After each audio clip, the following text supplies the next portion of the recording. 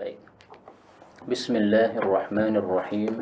Alhamdulillahi rabbil alamin. Allahumma salli wa sallim wa barik ala Muhammad wa ala ali Muhammad.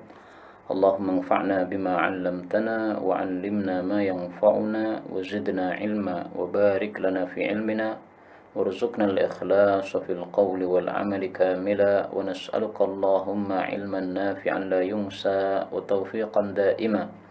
Amin ya rabbal alamin. Alhamdulillah, ikhwani wa akhwati fillah rahimani wa rahimakumullah.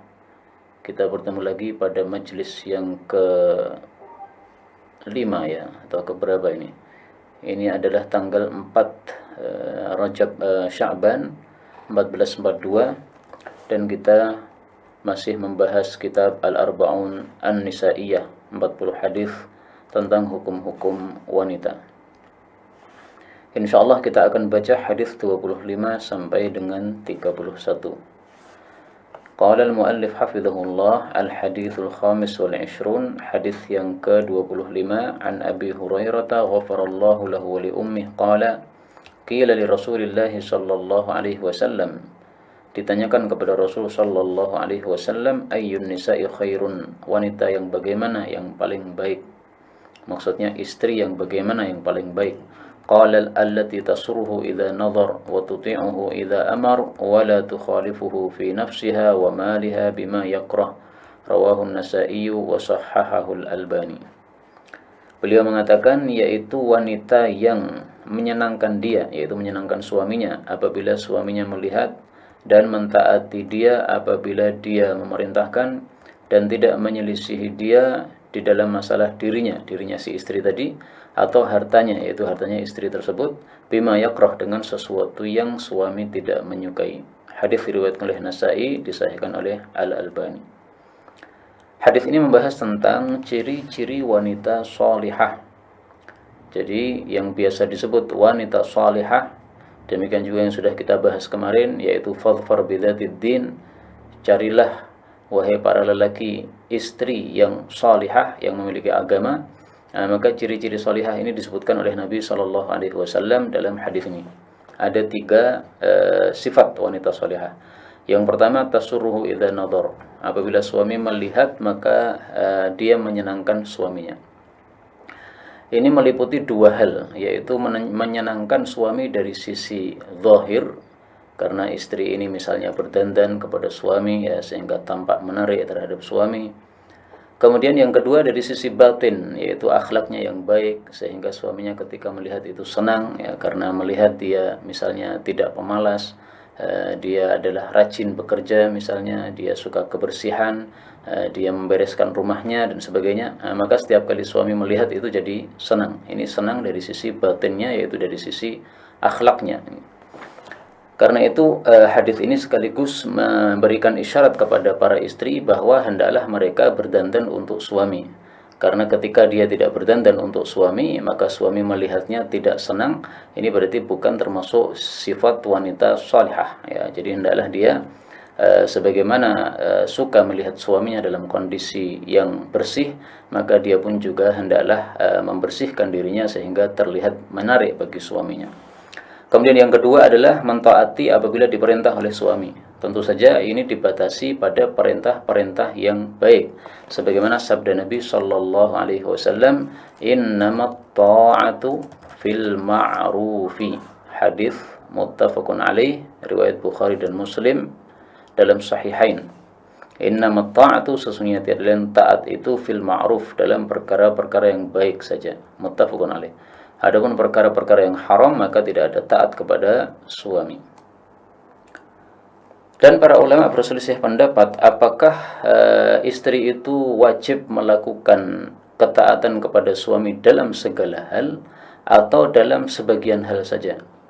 Sebagian ulama berpendapat bahwa ketaatan istri kepada suami yang wajib hanya satu, yaitu masalah ranjang saja.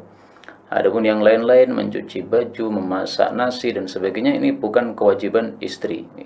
Adapun kalau dia melakukan hal tersebut karena sukarela, maka ini adalah satu fadilah yang ada pada dirinya. Tapi pendapat mayoritas yang terkenal bahwasanya istri ini wajib mentaati suami dalam segala hal, tidak hanya masalah ranjang saja. Dan itulah ciri-ciri wanita salihah. Kemudian yang ketiga, tidak menyelisih suami dalam hal dirinya maupun dalam harta yang dia miliki. Jadi seorang istri ketika dia punya harta, meskipun dia boleh untuk menggunakannya terserah dia, tetapi hendaklah tidak menyelisih apa yang disukai, apa yang tidak disukai oleh suami. Misalnya suami tidak suka kalau harta yang dimiliki istri tadi digunakan sesuatu yang memang tidak menyenangkan hati suami. Kalau tidak menyenangkannya karena suatu keagamaan, nggak ada masalah. Misalnya istri suka sedekah, nah suami tidak suka kalau istrinya sedekah, nah itu beda lagi, bukan di sini yang dimaksud ya. Tapi maksudnya dia mengelola hartanya dengan sesuatu yang suami tidak menyukainya, dan itu sebenarnya boleh bagi wanita untuk tidak menggunakan pada barang tersebut, maka hendaklah si istri tidak menyelisih suaminya dalam hal ini. Apa yang saya katakan tadi bahwa istri boleh menggunakan hartanya terserah dia, itu adalah mazhab jumhur. Adapun hadis yang disebutkan mereka yang berpendapat bahwa istri tidak berhak menggunakan hartanya terserah dia, itu hadisnya sahih riwayat Imam Abu Dawud, la yajuzu limra'atin amrun fi maliha, tidak boleh seorang wanita berurusan dengan hartanya sendiri, idza malaka zawjuha ismataha, apabila dia menjadi istri bagi seorang laki-laki. Artinya dia hanya boleh menggunakan harta milik dia sendiri dengan seizin suaminya. Nah, ini hadis memang derajatnya sahih, tapi menurut mayoritas ulama ini bukan dari sisi hukum, kata-kata la yajuz di sini tidak boleh di sini, tapi ini hanya dari sisi adab saja ya. Adabnya seorang istri minta izin kepada suaminya, bukan betul-betul hukumnya tidak boleh alias haram, bukan. Kemudian hadis berikutnya 26, wa an Hakim bin Muawiyah an abihi qala qultu ya Rasulullah ma haqqu zawji ahadina alaih, apa haknya istri salah satu kami yang menjadi kewajiban suami? Qala, beliau mengatakan tut'imuha idza akalta, kamu memberi makan istri jika kamu makan, wa taksuha idza iktasaita, dan engkau memberi pakaian kepadanya jika engkau berpakaian, wala tadribil wajh, kamu jangan pukul wajah istri, wala tuqabbih, kamu jangan menjelekkan, wala tahjur illa fil bait, kamu jangan menyingkiri istri kecuali di dalam rumah. Hadis riwayat Ahmad, Abu Dawud, Nasai, Ibnu Majah. Rawahu Ahmad wa Abu Dawud wa Nasai wa Ibnu Majah wa 'allaqa al-Bukhari ba'dahu, dan Imam Bukhari meriwayatkan secara ta'liq sebagian dari hadis ini, yaitu pada kalimat terakhirnya ya, wala tahjur illa fil bait. Ini yang diriwayatkan oleh Bukhari secara mu'allaq. Wa sahahahu Ibnu Hibban wal Hakim, dan hadis ini sahih menurut Ibnu Hibban dan Hakim. Hadis ini membahas tentang hak para istri. Ada 5 hak yang disebutkan oleh Rasul Shallallahu Alaihi Wasallam. 2 hak yang pertama adalah perintah kepada suami. 3 hak ketiga berikutnya adalah larangan kepada suami. Adapun perintah yaitu memberi makan kepada istri, kemudian memberi pakaian kepada istri. Kalau istilah kita biasanya menyebutnya sandang dan pangan ya. Adapun papan tidak disebutkan dalam hadis ini karena sudah masyhur yang namanya orang Arab kalau zaman dulu menikah itu dia sudah siapkan tempat untuk istrinya, sehingga disebutkan bana 'alaiha ya. Kalau orang suami sudah kumpul dengan istrinya itu karena dia sudah membangun satu rumah, bana ya, sudah membina bangun satu rumah, kemudian istri dimasukkan pada rumah tersebut. Maka tidak disebutkannya papan di sini bukan berarti bahwa suami tidak wajib memberikan papan kepada istri. Maka ada sandang, pangan sama papan ya. Adapun tempat tinggal itu tidak harus milik suami, boleh bersama mertuanya, boleh juga bersama bapaknya suami atau ngontrak, yang penting ada tempat tinggal yang ditinggali oleh istri. Kemudian 3 larangan berikutnya adalah jangan pukul wajah. Jadi memukul itu boleh karena yang dilarang adalah memukul wajah, sehingga memukul selain wajah boleh, tetapi pukulan kepada istri dibatasi oleh Nabi Shallallahu Alaihi Wasallam adalah pukulan yang ghairu mubarrih, yang tidak menyebabkan luka ya. Dan itu pun dipukul jika fa'alna dzalik, apabila istri itu tidak taat kepada suami. dinasehati dulu, dinasehati tidak mau, maka disingkiri tempat tidurnya. Masih nekat, baru dipukul. Maka pukul ini adalah langkah terakhir, sebagaimana disebutkan di dalam Al-Quran. Allah Subhanahu wa Ta'ala menyebutkannya pada bagian terakhir, pada surah An-Nisa ayat 34. Wallati takhafuna nusyuzahunna fa'idhuhun. Wanita yang nusyuz, tidak taat suami, maka dinasihati. Wahjuruhunna fil madaji', disingkiri dalam hal tempat tidurnya. Kalau masih nekat, 2 langkah yang pertama, maka baru langkah terakhir, wadribuhun, pukullah mereka.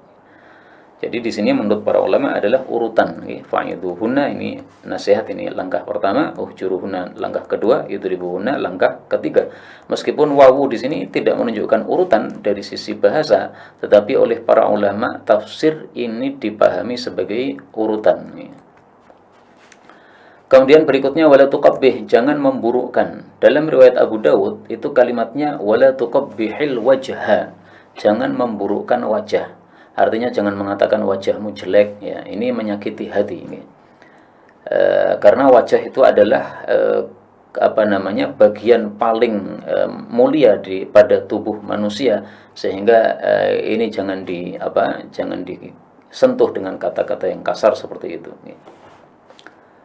Kemudian dalam syarah disebutkan bahwa la tuqabbih itu tafsirnya salah satunya adalah jangan mengatakan qabbahakillah, semoga Allah menjelekkan kamu. Ini adat orang Arab kalau itu, ya.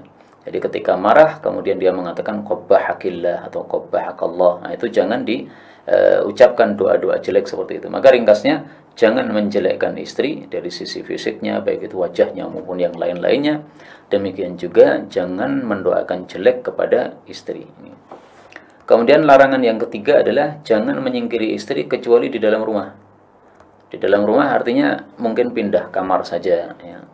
Atau misalnya istri tidur kemudian disingkuri, yaitu suami tidak mau menghadap kepada istrinya karena istrinya tidak taat, nih.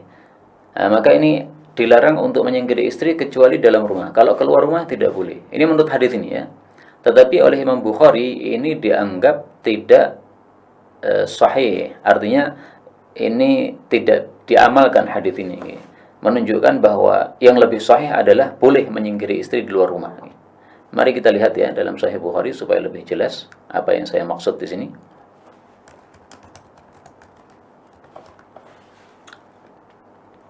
Imam Bukhari mengatakan dalam satu babnya, babu hijratin Nabi sallallahu alaihi wasallam nisa'ahu fi ghairi buyutihin. Bab Nabi menyingkiri istri-istrinya di luar rumah mereka. Jadi pernah suatu saat Nabi itu marah sehingga beliau bersumpah untuk tidak mengumpuli mereka selama 1 bulan. Nah, selama 1 bulan itu terus Nabi di mana? Beliau tidak berada di dalam rumah mereka, tapi beliau berada di satu masyrubah. Masyrubah itu adalah satu tempat biasanya orang Arab simpan makanan di situ, bahan makanan di situ, ya. Kalau mungkin orang Jawa itu adalah dapur, orang-orang desa itu masih punya biasanya itu rumah yang khusus untuk dapur saja, jadi bukan tempat tinggal. Sehingga itu ada bangunan lain di luar rumah, yaitu adalah bangunan dapur. Adapun bangunan rumah yang mereka tinggali itu adalah tempat yang lain. Nah, beliau berada di situ, di dapur atau berada di masyrubah itu selama 1 bulan. Kemudian Imam Bukhari mengatakan wa yuzkaru an Muawiyah bin Haidah, dan disebutkan dari Muawiyah bin Haidah. Kata-kata yuzkaru, disebutkan, ini menunjukkan bahwa Imam Bukhari mengisyaratkan bahwa hadis tersebut lemah dari sisi derajat, nih. Karena beliau menyebutkannya dengan sebutan yuzkar, atau disebutkan istilahnya siqat tamrid, nih. Bahwasanya Nabi bersabda, ghaira alla tahjur illa fil bait. Kamu jangan singkiri istrimu kecuali di dalam rumahmu, ya. Maka Imam Bukhari berkomentar, wal awwalu asahhu. Hadis yang pertama lebih sahih, yaitu bahwa boleh seorang suami menyingkiri istri di luar rumahnya. Nah, maka wala tahjur fil bait ini adalah masalah yang diperselisihkan oleh para ulama. Apakah memang tidak boleh betul-betul menyingkiri istri di luar rumah, ataukah boleh? Kalau kita gabungkan antara 2 hadis tadi sebenarnya bisa, ya. Jadi larangan ini memang sahih, jangan menyingkiri istri kecuali di rumah. Tetapi Nabi sendiri melakukan menyingkiri istri di luar rumah. Nah, berarti kalau digabungkan adalah bahwa lebih afdalnya, jadi larangan ini larangan untuk perintah untuk tidak menyingkiri istri adalah perintah nadab ya, perintah sunnah. Perintah untuk menyingkiri istri dalam rumah adalah perintah sunnah, sehingga kalau menyelisihinya tidak ada masalah karena dilakukan juga oleh Rasulullah sallallahu alaihi wasallam. Wallahu a'lam bissawab.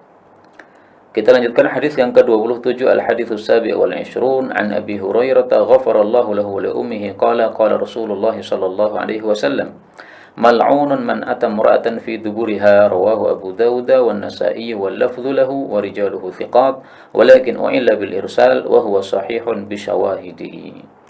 Telah dilaknat orang yang mendatangi istri pada duburnya. Hadis ini bicara tentang adab hubungan badan, bahwasanya seorang suami hanya boleh mengumpuli istri pada bagian kubulnya. Kalau pada bagian tuburnya tidak boleh.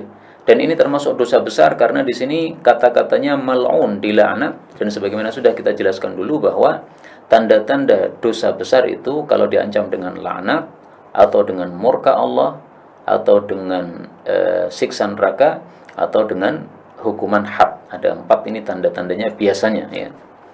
Tidak harus itu ya, tapi itu biasanya tanda dosa besar nih. Kemudian masalah ini, masalah mengumpuli istri pada bagian duburnya, yaitu dimasukkan pada duburnya, ini adalah masalah yang sudah disepakati para ulama. Adapun riwayat bahwasanya Imam Malik membolehkan hal tersebut, itu riwayat yang diingkari oleh para ulama. Ya, tidak benar penisbatan pendapat itu kepada Imam Malik rahimahullahu taala. Adapun riwayat bahwasanya Ibnu Umar membolehkan mendatangi istri pada dubur, maka ketahuilah bahwa ada juga riwayat dari Ibnu Umar bahwa dia melarang. Nah, tentu saja yang lebih dikuatkan adalah riwayat yang sesuai dengan pendapat ulama-ulama atau sahabat-sahabat yang lain, bahwasanya mendatangi istri pada dubur itu tidak boleh. Nah, sekarang mungkin muncul pertanyaan, kalau hadisnya jelas dilarang mengumpuli istri pada dubur, kenapa masih ada riwayat-riwayat yang mengatakan bahwa Imam Malik membolehkan misalnya atau Ibnu Umar membolehkan? Nah, jawabannya 2. Pertama, hadis ini kan u'illa bil irsal ya. Hadis ini cacat karena mursal, tetapi kesimpulan akhirnya adalah sahihun bi syawahidi. Hadis ini sahih karena banyak syahid-syahid, yaitu hadis-hadis yang menguatkan atau yang semakna dengan hadis ini. Jawaban yang kedua, bahwa mungkin itu salah paham dari ayat Al-Qur'an. Allah Subhanahu wa taala mengatakan fa'tu harthakum anna syi'tum. Nisa'ukum harthul lakum. Surat Al-Baqarah ayat 223. Istri kalian adalah seperti ladang bagi kalian. Fa'tu harthakum, maka datangilah ladang kalian itu anna syi'tum, bagaimanapun juga kalian kehendaki. Kata-kata anna ini kan bisa dimaknai 2, bisa dimaknai kaifa, yaitu bagaimanapun kalian kehendaki, bisa juga dimaknai min aina syi'tum ya, dari manapun juga kalian kehendaki. Nah, maka kalau diterjemahkan dari manapun juga kalian kehendaki, ini bisa dipahami berarti boleh dari kubul, boleh juga dari dubur. Tapi itu tafsiran yang salah. Jelas apa? Tafsiran yang salah. Salahnya kenapa? Karena berarti menafsirkan ayat ini dengan bertentangan hadis ini. Mal'unun man atam ra'atan fi duburiha. Tidak boleh menafsirkan suatu ayat bertentangan dengan dalil yang lain. Itu berarti tafsirnya salah. Demikian juga kalau kita lihat dari tafsiran para ulama, ternyata tafsirannya tidak begitu. Ini tidak menunjukkan bahwasanya boleh mengumpuli istri dari dubur, enggak. Disebutkan misalnya dalam Sahih Bukhari ya.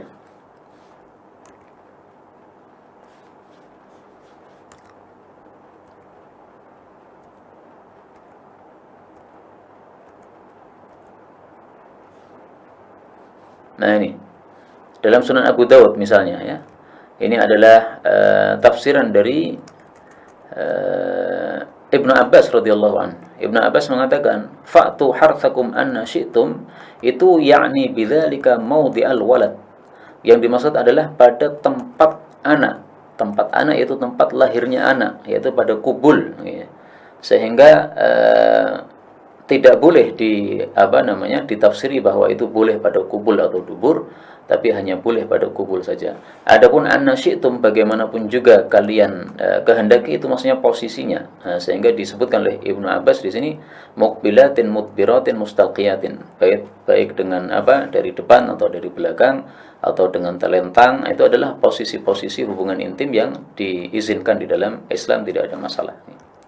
Adapun tempat masuknya, maka khusus hanya pada tempat yang di situ bisa ditanam anak, yaitu pada kubulnya.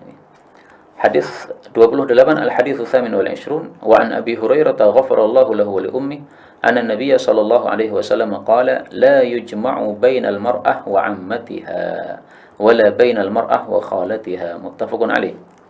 Tidak boleh digabungkan antara seorang wanita dengan bibinya. Tidak boleh pula digabungkan antara seorang wanita dengan khalahnya. Kalau ammah itu bibi dari pihak bapak, kalau khalah itu bibi dari pihak ibu. Ya, hadits ini muttafaqun alaih. Jadi saya punya bapak, bapak saya punya adik perempuan. Nah, ini disebut ammah karena dia bibi saya dari pihak bapak saya. Ibu saya punya ibu, ibunya punya adik perempuan. Nah, itu namanya khalah. Yang dimaksud la yujma' tidak boleh digabungkan itu adalah tidak boleh dipoligami. Jadi tidak boleh digabungkan dalam satu rumah tangga. Kenapa dilarang? Karena biasanya poligami itu ada gesekan-gesekan, ya, ada pertengkaran antara istri pertama dengan istri kedua. Nah, maka kalau pertengkaran ini adalah antara kerabat, ini berbahaya. Karena itu mar'ah wa ammatiha, ini kan kerabat mahram kan? Nah, maka tidak diperbolehkan. Kenapa? Nanti kalau sudah terjadi pertengkaran, jadi memutus hubungan kerabat. Sementara memutus hubungan kerabat hukumnya adalah apa? Haram. Nih. Sebagaimana silaturahmi, menyambung hubungan kerabat, hukumnya adalah wajib. Nih. Tapi memang kerabat itu ada dua macam. Ada kerabat yang kita wajib silaturahmi padanya, ada kerabat yang kita sunnah silaturahmi padanya. Kerabat yang mahram bagi kita itu wajib bagi kita untuk silaturahmi kepada mereka. Adapun kerabat yang kita tidak mahram dengannya, maka itu sunnah kita untuk silaturahmi kepada mereka. Misalnya saya punya paman, ya, paman saya, maka saya wajib untuk silaturahmi kepada mereka karena mereka adalah kerabat mahram saya. Yang dimaksud kerabat mahram adalah seandainya dia itu perempuan, maka saya sebagai lelaki tidak boleh menikahinya. Itu kerabat mahram. Maka saya dengan paman saya, dengan bibi saya, dengan kakek saya, itu semuanya adalah kerabat-kerabat mahram, ya, terutama bapak ibu, ini kerabat mahram. Kalau kerabat yang tidak mahram, misalnya sepupu, ya, saya punya paman ini punya anak perempuan ini sepupu saya tidak wajib untuk silaturahmi kepada mereka, tapi sunnah. Ini pembagian dari sisi fikih, ya, wallahu a'lam bishawab.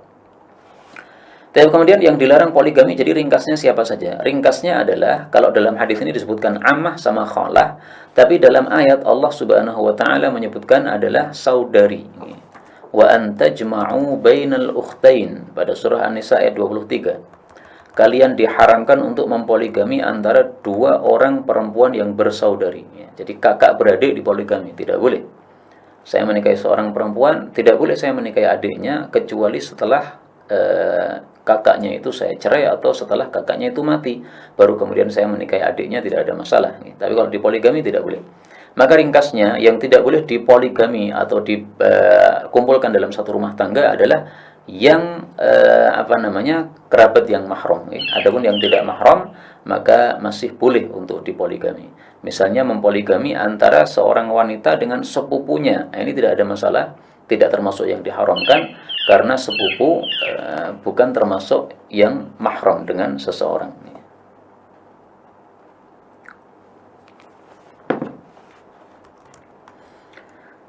Kita lanjutkan hadis 29, al-hadits at-tasi' wal 20 an Abi Hirrin ghafarallahu lahu wa li ummihi qala naha Rasulullah sallallahu alaihi wasallam ay yabi'a hadirun libadin wa la tanajashu wa la yabi'u ar-rajulu ala bay'i akhihi wa la yakhtubu ala khitbati akhihi wa la tas'alu al-mar'atu talaqa ukhtiha litakfa'a ma fi ina'iha, muttafaqun alaih.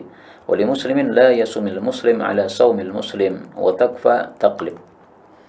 Rasul Shallallahu Alaihi Wasallam melarang bahwasannya yabi'a menjual hadirun orang kota libadin untuk orang desa. Ibnu Abbas ditanya tentang hadis ini apa maksudnya? Maksudnya adalah la yakunu lahu simsaron. Dia tidak boleh menjadi calo untuk si orang desa ini. Jadi maksudnya gini.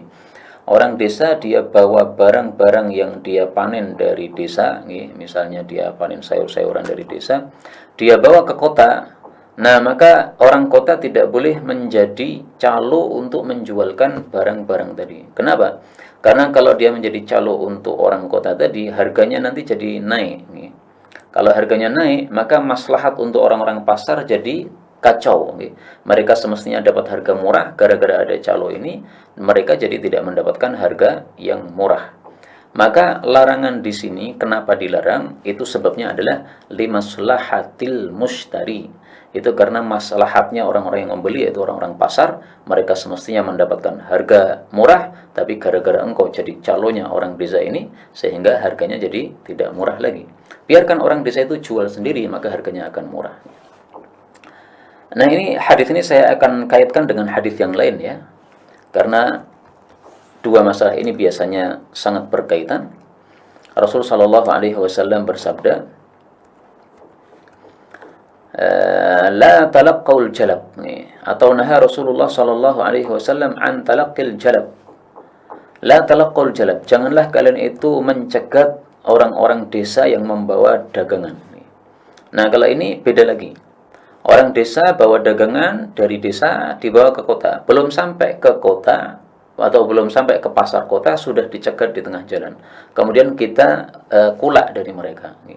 Nah, di sini dilarang oleh Nabi Shallallahu Alaihi Wasallam. Apa sebab larangannya? Kalau yang pertama tadi larangannya sebabnya adalah karena maslahat orang-orang pasar. Kalau di sini adalah larangannya karena maslahat si penjual, maslahat si orang desa. Karena orang desa ketika dia belum sampai ke pasar, dia belum tahu harga pasar. Sehingga kalau dia dicegat di tengah jalan, dia bisa saja terjerumus pada kerugian. Yaitu dia ditawar dengan harga yang sangat murah, sangat rendah, dia nggak paham. Begitu dia lepaskan barangnya, ternyata dia baru tahu bahwa itu harganya terlalu murah. Maka di sini dilarang oleh Nabi SAW untuk maslahat si penjual, yaitu orang desa tadi. Tapi masalah ini memang khilafiyah ya. Zaman sekarang kan orang desa pun meskipun di desa dia sudah tahu harga pasar. Cari di internet misalnya ya. Pak Tani bawa laptop kan sudah biasa ya. Bahkan semua orang mungkin sudah bawa HP sekarang sudah bisa mengetahui harga-harga meskipun dia di dalam rumahnya. Nah, maka sebagian ulama membolehkan hal itu dilakukan, mencegat di tengah jalan apabila sudah tidak ada sebab menipu kepada si pembeli ini ya, kepada si penjual, karena si penjualnya sudah tahu harga pasar sehingga dia dicegat pun nggak masalah. Bahkan kalau saya lihat orang-orang dari desa itu mereka lebih senang di tengah jalan dicegat sehingga dia tidak perlu repot-repot ke pasar, sudah ada yang mengambil barangnya sehingga dia tinggal terima duit. Bahkan sekarang biasanya malah orang-orang desa tidak perlu datang ke kota lagi, justru orang-orang kota yang sudah hafal mana orang-orang yang suka membawa barang ke pasar, malah sudah didatangi ke rumah-rumah mereka. Alhamdulillah kalau begitu. Karena kalau datang ke rumahnya orang desa ini bukan termasuk mencegat, ini nggak ada masalah. Baik, kembali ke sini. Maka Rasulullah Shallallahu Alaihi Wasallam dalam jual beli ini sangat memperhatikan maslahat umum ya, maslahat orang-orang pasar, juga memperhatikan maslahatnya si penjual. Jangan sampai penjual itu ditipu oleh orang-orang yang ingin menipu. Kemudian yang kedua, wala tanajasu, janganlah melakukan najis. Najis itu entul, yaitu ngentul itu adalah seseorang menawar dengan harga yang tinggi. Tujuannya bukan untuk membeli barang itu, tapi untuk menipu pembeli yang lain. Dan biasanya ini sudah sekongkolan antara pelaku dengan penjual. Jadi penjual memberi info kepada seseorang, nanti kalau ada pembeli datang, kamu ikut-ikutan nawar, tawar dengan harga yang tinggi. Nah, begitu ada yang nawar dengan harga yang tinggi, otomatis penawar pertama atau pembeli pertama ini semangat untuk membeli, akhirnya dia beli. Padahal harganya sebenarnya tidak semahal itu. Nah, akhirnya setelah pembeli pulang, kemudian untung dibagi dua antara si pengentol ini dengan orang yang menjualnya. Tapi seandainya tidak ada sekongkol antara dua orang ini, sama aja, nggak boleh. Tidak boleh menawar barang dengan niatan menawar barang dengan harga yang tinggi dengan niatan menipu orang lain, nggak boleh. Adapun menawar barang dengan harga yang tinggi dengan niatan membeli bukan niatan untuk menipu, nggak ada masalah. Itu yang disebut bai'ul muzayadah, yaitu apa namanya muzayadah itu ya. Ada dalam Sahih Bukhari tampaknya. Lelang ya. Nah, ini dalam Sahih Bukhari babu bai'il muzayadah. Bab jual beli lelang. Nah, lelang nggak ada masalah. Rasulullah pernah melakukan. Man yashari hadza minni. Nabi membawa budak, kemudian Nabi mengatakan, siapa yang mau beli barang ini, apa budak ini? Nah, ada sahabat mengatakan, saya pengen beli dengan harga sekian. Nah, sahabat yang lain mengatakan, saya berani lebih tinggi lagi. Nggak ada masalah, ini dilakukan oleh Rasul Shallallahu Alaihi Wasallam, dan masing-masing orang biasanya memang niatan untuk membelinya. Kemudian beliau mengatakan, wala yabi'ur rajul ala bai'i akhi. Janganlah seseorang itu menjual atas jualan orang lain. Ini maksudnya adalah pada waktu masa khiyar. Jadi gini, misalnya saya membeli HP ini. Nah, HP ini saya bawa, tapi saya memiliki masa khiyar. Ini saya bawa dulu, saya lihat selama 3 hari. Kalau 3 hari saya cocok, saya jadi beli. Kalau tidak, saya kembalikan. Nah, ini masa khiyar seperti ini. Tidak boleh ada orang lain yang kemudian masuk. Kemudian orang lain menawarkan kepada saya misalnya. Kamu pengen beli HP seperti ini ya? Nah, ini saya punya barang persis seperti itu, tetapi harganya lebih murah. Kamu beli saja kepada saya. Nah, seperti ini tidak diperbolehkan. Kenapa? Masih masa khiyar, seseorang jangan diganggu. Wala yakhtubu ala khitbati akhi. Jangan melamar atas lamaran orang lain. Akhi di sini maksudnya saudara sama muslim. Sehingga kalau itu adalah orang kafir, maka tidak termasuk dalam hadis ini. Jadi misalnya ada seorang wanita ahli kitab yang dia sudah tertarik kepada Islam, dilamar oleh orang Yahudi misalnya atau orang Nasrani. Nah, kita mengetahuinya, maka kita melamar tidak ada masalah.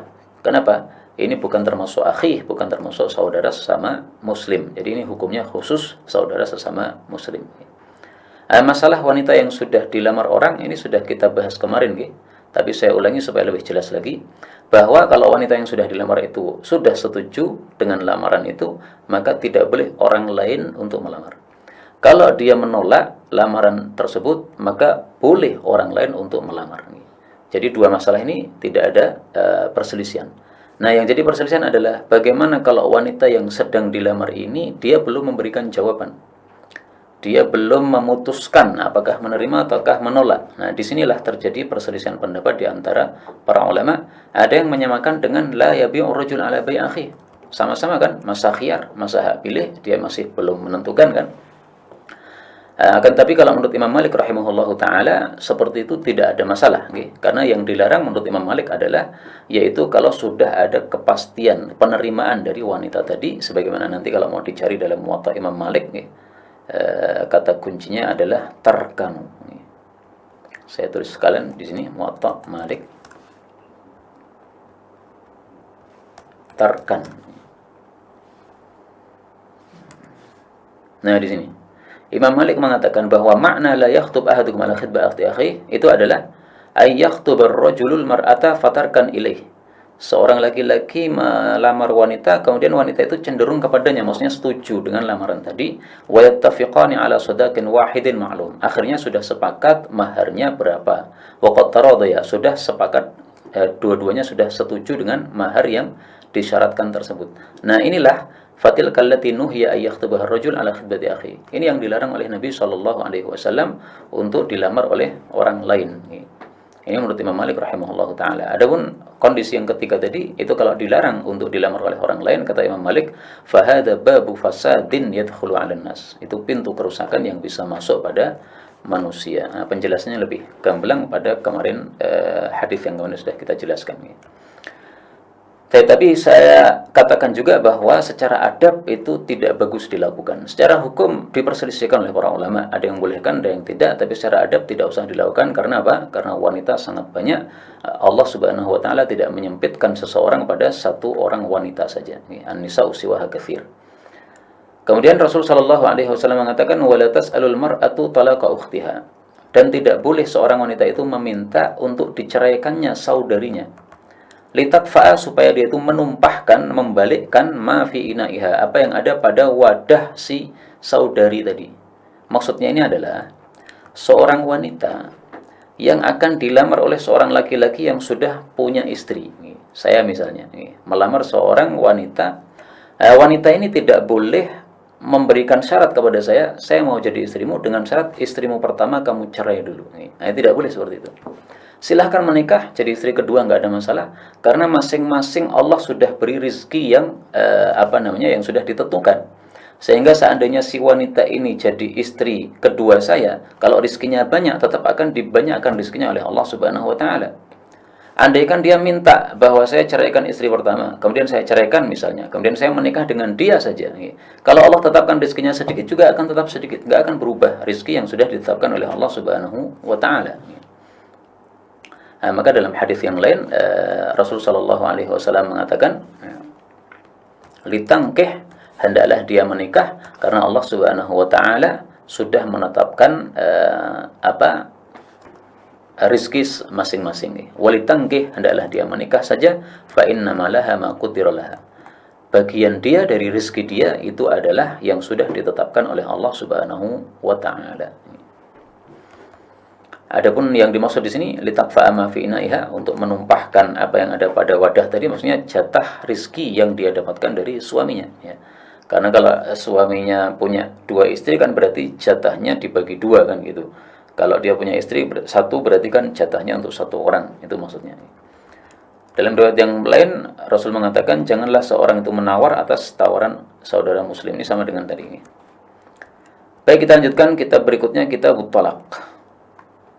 Talak artinya cerai, dan cerai itu ada 3 kata yang sharih, yang jelas, sehingga kalau 3 kata ini diucapkan, maka apakah mengucapkannya itu dengan dengan main-main atau dengan sungguh-sungguh, itu tetap terjadi cerai. 3 kata itu adalah, pertama at-talaqu. Kalau seorang suami mengatakan kepada istrinya talaqtuki, nah ini main-main pun tetap terjadi cerai.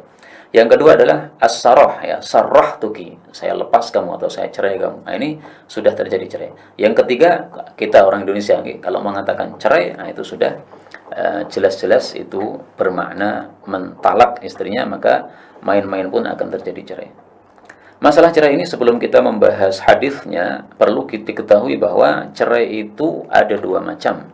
Ada cerai sunni, ada cerai bid'ah. Cerai sunni yang sesuai sunnah, cerai bid'i yang tidak sesuai sunnah. Ringkasnya, cerai yang sesuai sunnah adalah seorang suami menceraikan istrinya pada saat istrinya sedang suci dari haid dan belum dijima oleh suami. Maka kalau dicerai ketika haid, ini cerai bid'i. Atau dicerai dalam posisi dia suci tapi sudah dijima, ini juga talak bid'i. Adapun mencerai istri ketika sedang hamil, nah nanti akan kita temukan dalilnya bahwa itu termasuk talak sunni, yaitu yang tidak melanggar syariat, tidak apa-apa. Hadis yang kita baca di sini hadis 30, wa an Ibnu Umar radhiyallahu anhuma annahu talaqa imra'atahu wa hiya haidun fi ahdi Rasulillah sallallahu alaihi wasallam. Ibnu Umar cerai istrinya pada saat haid. Fasa'ala Umar Rasulullah sallallahu alaihi wasallam an dzalika faqala murhu falyuraji'ha. Suruh dia untuk rujuk lagi sama istrinya. Kenapa? Cerainya cerai bid'ah. Tsumma yumsikha hatta tathur. Kemudian ditahan sampai suci. Tsumma tahid, kemudian haid lagi, tsumma tathur, kemudian suci lagi. Kenapa di sini Nabi nyuruh untuk nunggu suci yang kedua? Ini tiada lain sebagai hukuman bagi dia, ya. Karena dia tadi melakukan cerai yang salah, yaitu cerai bid'ah, tergesa-gesa menceraikan istrinya, maka dihukum oleh Nabi untuk menunggu sampai suci yang kedua. Thumma insya'a amsaka ba'du wa insya'a talaqa. Kemudian setelah itu dia boleh untuk menahan istrinya, yaitu tetap jadi istrinya, atau dia ceraikan, boleh, ya. Nah, di situ tertulis ba'da ayyamasa, itu salah total, okay? Itu mestinya qabla ayyamasa. Silakan diganti semuanya, okay? Itu tulisannya, karena saya ambil dari Maktabah Syamilah. Tadi pagi saya baca kaget juga kok ba'da, okay? Qabla ayyamasa, sebelum dia kumpuli istri tadi. Nah, kalau dibaca ba'da ini malah talak sunni itu, ya. Jadi mencerai istri setelah dijima itu suatu talak yang bid'ah. Talak yang sunni adalah sebelum istri dikumpuli pada waktu suci tersebut. Fatilkal iddatul lati amarallah an tutallaqa lahan nisa, muttafaqun alaih. Itulah masa iddah yang Allah Subhanahu wa taala perintahkan supaya wanita itu dicerai pada masa tersebut, yaitu pada masa dia suci dan dia belum dikumpuli pada suci tersebut. Wa fi riwayat muslimin murhu falyuraji'ha thumma litaqlikha tahiran aw hamilan. Silahkan cerai dalam posisi suci atau hamil. Nah, ini dalil bahwa menceraikan istri dalam kondisi hamil boleh, enggak ada masalah. Meskipun mungkin seorang suami perlu memperhatikan kondisi hamil ini kan kondisi sedang berat. Kalau dia diceraikan apakah tidak memadharati? Kalau memang memadharati karena mungkin istrinya jadi tidak kuat, jadi kemudian malah berabe terhadap janinnya, sebenarnya sebaiknya caranya itu ditunda, menunggu sampai lahirnya misalnya. Wa fi riwayatin ukhra lil Bukhari wa husibat alaihi tatliqatan, dan sudah dihitung bagi Ibnu Umar satu kali cerai. Artinya apa? Tolak itu meskipun bid'ah, tidak sesuai sunnah, meskipun itu salah, meskipun itu berdosa, tapi seandainya dilakukan oleh seorang suami itu sudah sah sebagai cerai. Jadi dihitung dia sudah tercerai satu kali. Adapun hadis yang mengatakan walam yaroha syai'an, bahwasanya kasus itu tidak dianggap cerai oleh Nabi Shallallahu Alaihi Wasallam, itu hadis diriwayatkan oleh Abu Dawud, hadisnya dhaif, ya, tidak bisa dijadikan sebagai hujjah. Maka tolong diperhatikan, ya, pendapat yang benar adalah bahwa cerai tersebut sudah dihitung satu kali cerai, meskipun cerainya adalah cerai yang tidak sesuai sunnah. Hadis terakhir, ya, berarti saya ini ngambil 5 menit lagi. Al-hadithul hadi wa thalathun wa an ummi Atiyata anna Rasulullah sallallahu alaihi wasallam qala la tuhidda, di situ tertulis tahidda, salah, ya, diganti aja. La tuhidda, janganlah berkabung imra'atun, seorang wanita, ala mayyitin, pada kematian seorang mayit, fawqa thalath, di atas 3 hari, 3 malam, ya. Karena thalathin itu maksudnya thalathi layalin, 3 malam. Illa ala zaujin, kecuali atas kematian suami, maka masa iddahnya adalah masa berkabungnya adalah arba'ata asyhurin wa asyra, 4 bulan 10 hari. Wala talbasu thawban masbughan, jangan memakai baju yang dicelup, illa thawba asbin, kecuali baju asbin. Wala taktahil, jangan bercelak, wala tamassatiban, jangan memakai parfum, illa idza tahurat, kecuali kalau dia suci, maksudnya suci dari haid, maka dia boleh memakai apa? Nubdzatan, sedikit, min kustin, dari parfum kust, au alfarin, atau parfum alfar. Hadis muttafaqun alaih, dan ini adalah lafalnya Imam Muslim. Dalam Abu Dawud dan Nasai ada tambahan wala takhtadib, jangan memakai pewarna tubuh. Walin Nasai wala tamtashid, janganlah dia itu bersisir. Maksudnya bersisir dengan sesuatu yang wangi. Kalau bersisir dengan air atau dengan minyak biasa, misalnya minyak jelantah atau minyak goreng, ya enggak apa-apa. Tayyib. Hadis ini bicara tentang masalah ihdad. Ihdad itu apa? Ihdad definisinya adalah tarku al-mu'taddatai az-zinata. Seorang wanita yang dalam masa iddah karena kematian suami meninggalkan berhias. Itu definisi dari ihdad. Jadi yang dilarang bagi wanita yang sedang mengalami ihdad, yaitu karena kematian suami dalam masa iddahnya, itu hanyalah meninggalkan berhias saja. Ya, adapun keluar rumah tidak ada masalah apabila ada keperluan, sebagaimana nanti akan kita baca hadisnya. Pada hadis berikutnya nanti ada dalil bahwa wanita sedang masa iddah, masa berkabung, ketika ada keperluan keluar rumah, nggak ada masalah keluar rumah. Maka di sini Rasulullah Shallallahu Alaihi Wasallam mengatakan bahwa wanita yang melakukan masa iddah ini ada 2 macam. Pertama, kalau masa berkabung ini adalah karena kematian selain suami, maka hukum berkabungnya adalah mubah, bukan wajib, ya, tapi mubah, boleh. Dan itu dibatasi oleh Nabi hanya 3 malam saja. Jadi yang dihitung di sini malam, ya. Malam pertama, malam kedua, malam ketiga. Yang dihitung bukan siangnya, tapi malamnya. Sehingga seandainya kematian mayit adalah pada malam hari, malam itu sudah dianggap 1 kali malam, ya, 1 malam. Ya. Tapi kemudian berkabung yang kedua adalah berkabung ketika suami mati. Nah, kalau ini hukumnya malah wajib. Jadi kalau yang pertama tadi hukumnya mubah, yang ini hukumnya wajib. Dan itu ada batasan minimalnya. Minimalnya berapa? 4 bulan 10 hari. Kecuali kalau istri ini hamil, ditinggal mati suaminya, maka masa berkabungnya tidak harus 4 bulan 10 hari. Kalau misalnya setelah suami mati kemudian 40 hari dia melahirkan anak, sebagaimana yang dialami oleh Subai'ah, istrinya Sa'ad bin Khawlah, dia sudah boleh diizinkan oleh Nabi SAW untuk nikah. Nah, kalau sudah boleh nikah kan berarti boleh berhias, namanya sudah menikah dengan orang lain. Nah, maka masa berkabung ini bisa mengikuti masa iddah dalam kasus orang yang hamil tadi ya, orang yang ditinggal mati dalam posisi hamil. Tapi kalau dalam posisi hail itu tidak hamil, maka minimal dia berkabungnya adalah 4 bulan 10 hari. Jadi perbedaannya, berkabung yang pertama tadi hukumnya mubah dan itu dibatasi oleh Nabi maksimal 3 malam. Kalau yang berkabung ini, yang kedua ini adalah hukumnya wajib dan itu dibatasi oleh Nabi minimalnya 4 bulan 10 hari ini. Nah, dalam posisi berkabung ini tidak boleh memakai baju yang masbu, yang dicelup, karena ini termasuk baju yang menarik. Adapun thawbu asbin ini boleh. Kenapa? Ini baju yang dicelup sebelum ditenun. Jadi bahan-bahannya itu dicelup dulu baru kemudian ditenun. Nah, itu tidak ada masalah. Kenapa? Tidak begitu menarik, ya biasa aja gitu. Ini biasanya warnanya hitam putih zaman dulu itu. Tidak boleh bercelak, karena bercelak ini menarik juga. Kecuali kalau celak obat, tidak apa-apa, sebagaimana dilakukan oleh Ummu Salamah, tetapi harus dilakukannya, dipasangkannya pada malam hari saja. Karena siang hari kalau dia pakai celak obat ini, kemudian nanti ada tamu misalnya, atau dia misalnya keluar rumah dalam suatu hajat misalnya, dia memakai celak ini kan menambah cantik, maka tidak diperbolehkan seperti itu. Makanya pada malam hari saja, begitu nanti masuk siang hari dilepas lagi celaknya, celak obatnya tadi. Maka ini kondisi khusus ya diperbolehkan.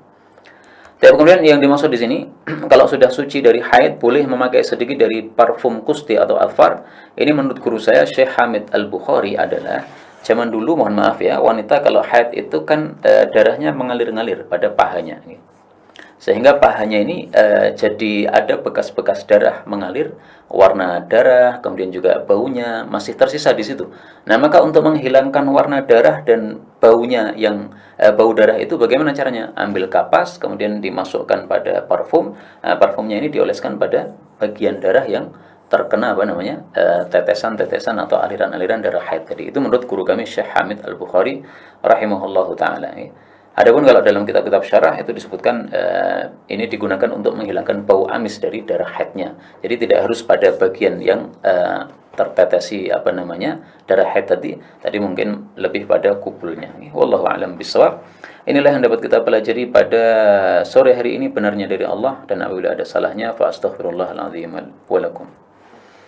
Sisa waktu kita lanjutkan untuk tanya jawab ya.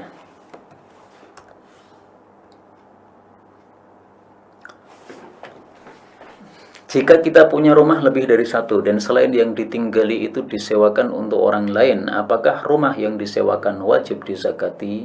Iya, dizakati. Dan zakatnya dari harga rumah atau dari hasil sewa? Dari hasil sewa saja ya. Jadi rumahnya tidak dihitung. Sama dengan bisnis ya. Kalau panjenengan punya toko kitab misalnya, nah itu yang dihitung itu bukan tokonya tetapi kitabnya, barangnya, barang dagangan. Kenapa? Orang berdagang itu dia ingin mendapatkan uang. Dari mana? Dari jualannya. Sehingga yang dihitung zakat adalah barangnya saja, karena barang itu yang akan dijadikan uang. Adapun rumahnya atau bentuk fisik tokonya tidak akan dia jual. Nah, maka itu tidak dihitung. Itu menurut jumhur ulama kita. Demikian juga di sini yang dihitung hanyalah hasilnya saja. Mohon izin bertanya terkait melamar seorang wanita yang sudah dilamar orang lain. Menurut adat di tempat kami, hal itu bukan perbuatan terpuji. Apakah hal itu tetap boleh dilakukan?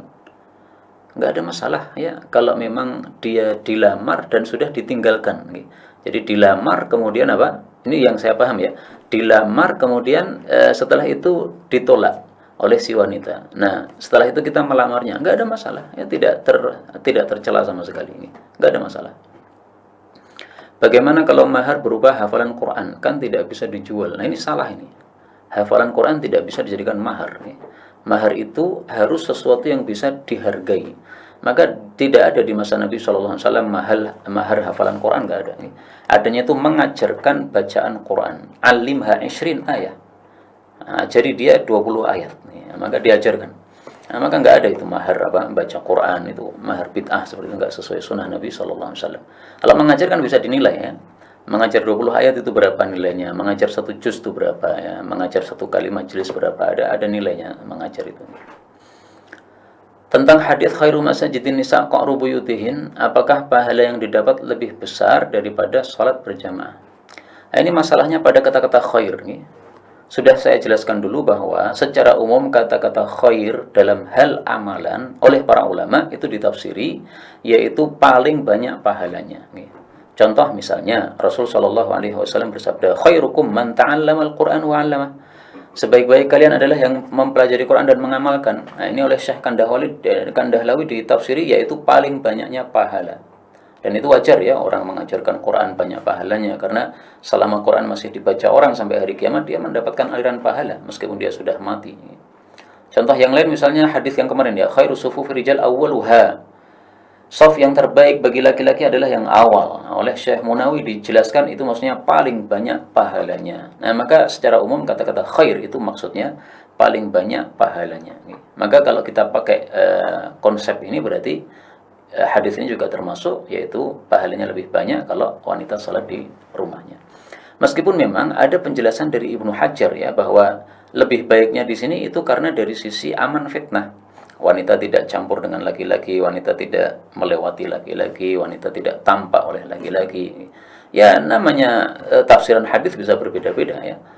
Sehingga kalau dalam hal ini ya pakai kaidah umum saja bahwa khair dalam masalah amalan artinya banyak pahalanya. Wallahu a'lam. Atau bisa dua-duanya ya, selain juga aman dari fitnah juga banyak pahalanya. Bagaimana hukum zakat profesi? Enggak ada. Sama dengan zakat mal. Jadi kalau zakat itu harta itu sudah mencapai 1 tahun, demikian juga harta itu sudah mencapai nisab, baru wajib untuk dizakati. Kalau belum. Sehingga misalnya saya seorang dokter ya, kemudian setiap bulan saya dapat gaji misalnya 75 juta. 75 juta sudah mencapai nisab. Apakah waktu saya dapat itu saya langsung wajib untuk mengeluarkan zakat? Enggak. Kenapa? Kewajiban zakat hanya ketika memenuhi 2 syarat. Kalau sudah nisab dan sudah haul, sudah 1 tahun. Saya dapat gaji 75 juta sebagai seorang dokter. Misalnya, saya bukan dokter ya. Misalnya. Maka ketika saya dapat 75 juta ini, saya tidak wajib keluarkan zakat. Nunggu sampai 75 juta ini lewat 1 tahun. Ternyata 75 juta habis dalam 1 bulan. Ya sudah. Berarti meskipun gaji saya 75 juta setiap bulan, tapi nanti akhir tahun saya tidak punya kewajiban zakat sama sekali. Kenapa? Udah habis duitnya. Ya 5 juta dimakan, yang 70 juta untuk infak misalnya, ya udah selesai. Nggak ada kewajiban sama sekali. Menjual emas pada saat harga emas tinggi dengan cara berulang-ulang. Saya nggak paham maksudnya gimana ya. Mungkin dijelaskan lagi. Bagaimana kalau jual beli dolar atau saham di saat harga tinggi? Nggak ada masalah jual beli mata uang. Tapi kalau saham ini saya nggak ngerti ya, karena saham itu biasanya ada semacam itu istilahnya tuh yaitu ketidakjelasan dalam hal jual beli. Barangnya tidak ada sehingga yang diperjualbelikan tidak jelas zatnya barang itu, maka masalah saham ini saya nggak ngerti. Tapi kalau jual beli mata uang nggak ada masalah. Misalnya saya punya uang dinar, saya punya uang dirham, saya punya uang real misalnya. Nah kemudian saya jual kepada orang-orang yang mau ibadah haji, nggak ada masalah. Saya jual berapa? Bebas. Tidak harus senilai dengan harga saat itu. Misalnya 1 real harganya normal misalnya 4.000 misalnya. Nah, ini saya mengambil kesempatan, pas ada orang-orang mau haji, saya jualan real. Tapi saya tidak hargai 4.000, saya hargai 5.000. Nggak ada masalah. Ya, tidak harus sesuai harga saat itu juga. Yang penting antarodin, saling ridho, udah selesai. Bila kita mimpi berhubungan badan sampai mengeluarkan mani, kita wajib mandi junub. Iya. Kalau tidak sampai mengeluarkan mani, apa wajib mandi junub? Tidak, ya. Jadi masalah mimpi basah ini yang jadi inti adalah maninya. Keluar mani tidak. Kalau keluar mani berarti wajib mandi, kalau tidak, tidak. Adapun hubungan intim suami istri, maka yang jadi patokan adalah apakah masuk atau tidak. Kalau masuk, maka berarti wajib mandi junub. Kalau tidak masuk, berarti tidak wajib mandi junub. Adapun keluar mani atau tidak, ini bukan masalah. Ya, mau keluar mau tidak, pokoknya kalau sudah masuk itu sudah wajib untuk mandi junub. Monggo, ada lagi pertanyaan? Masih 5 menit ini ya. Kalau perempuan tidak wajib sholat Jumat, apakah perempuan boleh melakukan transaksi jual beli waktu sholat Jumat? Boleh, nggak ada masalah. Karena karena Allah Subhanahu wa taala memberikan khitabnya kepada orang-orang yang wajib Jumatan. Sebagaimana bisa dicari nanti dalam tafsir Al-Qurtubi. Allah Subhanahu wa taala kan mengatakan dalam Al-Qur'an ya, pada surah Al-Jumu'ah, ya ayyuhalladzina amanu idza nudiya lis-salati min yaumil jumu'ah fas'au ila dzikrillah wa dzarul bai'. Tinggalkan jual beli, yaitu ketika sudah azan Jumat. Nah, oleh Qurtubi ditafsiri di dalam tafsirnya, ini khitabnya kepada orang-orang yang wajib Jumatan. Sehingga yang tidak wajib Jumatan jual beli enggak ada masalah. Baik.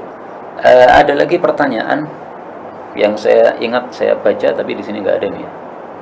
Yaitu apakah keutamaan wanita sholat di rumah itu berlaku juga untuk sholat Jumat? Nah, jawabnya adalah semua sholat berlaku kecuali sholat yang memang wanita disuruh oleh Nabi Sallallahu Alaihi Wasallam untuk keluar rumah. Misalnya sabda Nabi Sallallahu Alaihi Wasallam tentang sholat Id. Beliau mengatakan wajibal khuruj, wajib keluar, maksudnya dihasungkan sangat-sangat untuk keluar. Ala kulli dzati nitaqin, bagi setiap wanita fil idain, untuk salat 2 hari raya. Nah, ini malah disuruh keluar rumah. Berarti lebih afdal keluar rumah, datang ke lapangan. Ini hadis riwayat Imam Ahmad sahih. Adapun Jumatan tidak termasuk yang wanita itu dihasungkan untuk datang ke masjid. Sehingga berlaku juga hadis tadi, lebih baik wanita salat di rumah masing-masing dan salatnya menjadi 4 rakaat atau zuhur. Tapi kalau dia mau Jumatan nggak ada masalah ya, jadi sah hukumnya orang yang tidak wajib Jumatan untuk hadir dalam Jumatan. Sebagai penutup, saya ingin tampilkan kepada antum supaya antum lebih puas dengan jawaban ini ya. Karena kadang-kadang masalah baru itu orang belum begitu puas dengan satu kali jawaban atau satu kali bahasan gitu. Tulis Buyutukunna dari kitab Majma' Zawaid karya Imam Haythami. Diriwayatkan dari Abu Amr Asy-Syaibani bahwa dia melihat Abdullah, maksudnya Abdullah bin Mas'ud, yukhrijun nisa, dia mengeluarkan para wanita minal masjid, dari masjid yaumal jum'ah, pada hari Jumat.